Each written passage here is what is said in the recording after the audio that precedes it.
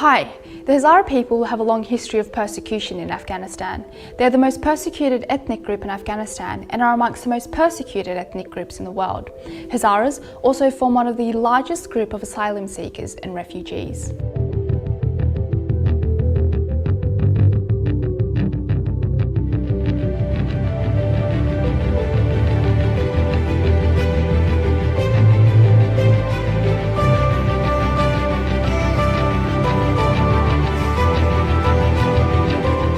In the 2001 Bonn Agreement, which determined governing arrangements in Afghanistan following the preliminary defeat of the Taliban by US forces, statistics indicated that Hazaras comprised 19% of the total population. Sanctioned state persecution, discrimination and exclusion against the Hazaras began in the late 19th century.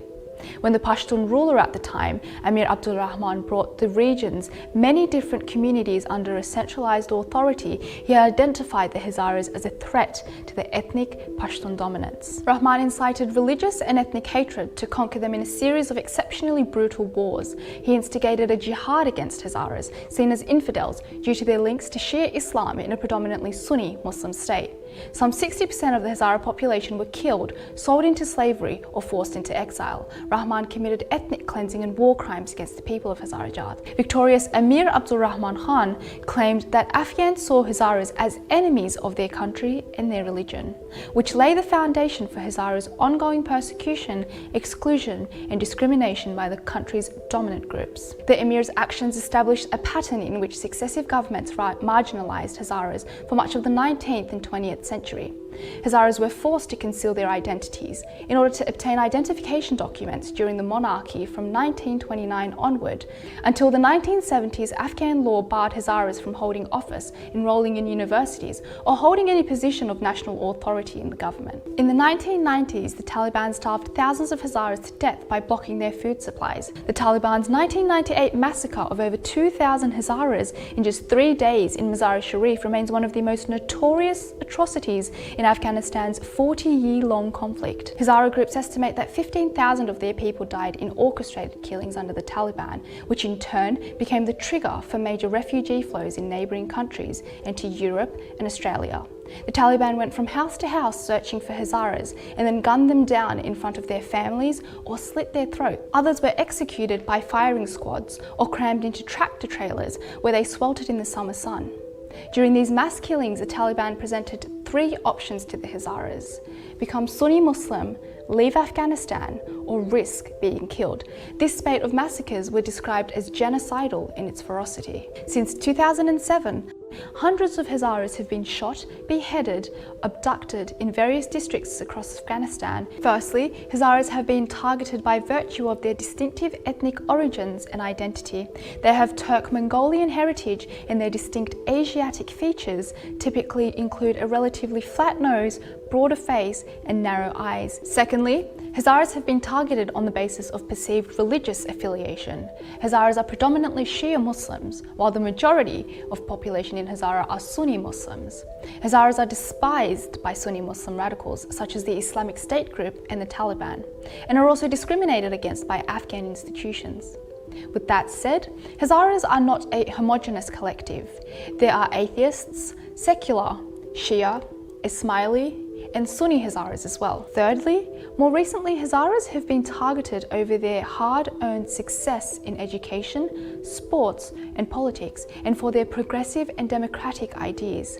Hazara culture promotes democratic values of social liberalism and progressive thinking, and the community has embraced expanded educational opportunities. Hazaras are the main ethnic group that have challenged and threatened the religious conservative views, the extremism, nepotism, and ethnic favoritism, which is ingrained both within Afghan society and the government. There has been a repeated failure of journalists and media outlets in recent years to identify the ethnic identity of Hazara victims when they report on this genocidal violence.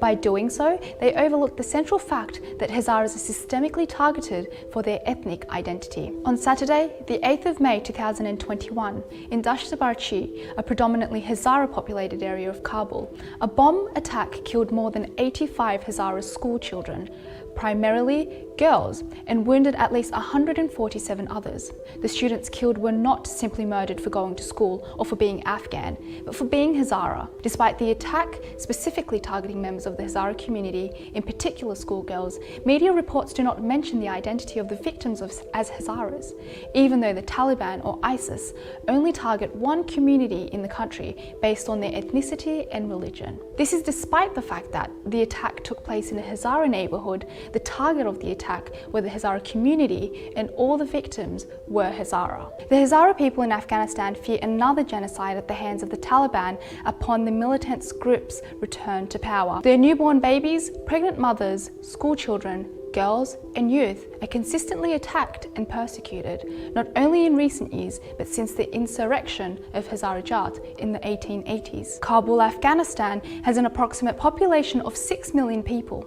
West Kabul is predominantly home to 1.6 million Hazaras. Against a backdrop of mounting violence and humanitarian crisis unfolding in the country now, and the return of the Taliban, the cycle of targeted killings of the Hazara people is a deliberate act with the intent to destroy the entire ethnic group, which constitutes genocide.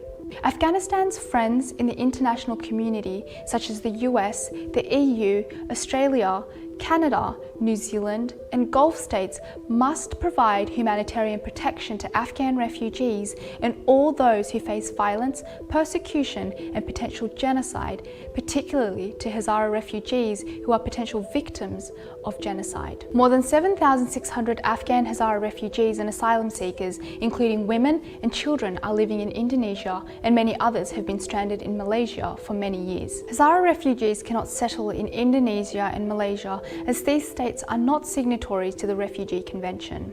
They also cannot return to Afghanistan as it remains precarious and unsafe for them to do so, with violence and hostility increasing rapidly. As the security and humanitarian situation worsens in Afghanistan and thousands of Afghans are forced to leave the country in search of safety elsewhere, Friends of Afghanistan at the international level must step up to uphold their humanitarian ideals and values, and in turn work to help the Afghan Hazara refugees and those seeking asylum.